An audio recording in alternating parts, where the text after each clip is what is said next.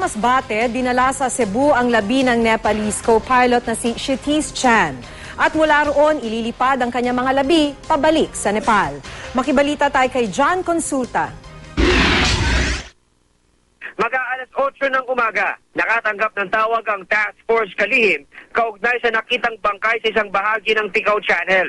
Nakuna ng GMA News ang aktual na pagresponde ng mga taga-Philippine Coast Guard para puntahan ang passenger vessel matapos may turn over sa kanila ng bangkero nakakita sa bangkay. Nagtulungan ang Coast Guard at Navy na maibalot sa body bag ang bangkay at maingat na isinakay sa rubber boat.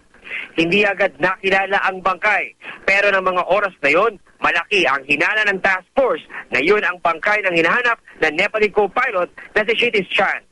Nakaputi na polo, itim na pantalon at may pilot wing pin nakakabit sa kanyang polo. Agad dinala ng Coast Guard sa Bangpang ang na-recover na bangkay at idiniretso sa isang punerarya. Doon nakumpirma na si Chan ang natagpuan base sa pagkilala ng kanyang ama. The body was positively identified by the father and his brother to be that of the co-pilot, Mr. Kshitij Chan. Ngayong natagpuan na ang bangkay ng tatlong nawawalang sakay ng eroplano. As of now, yung task force Kalihim na nagkukonduct ng search and rescue operations is concluded.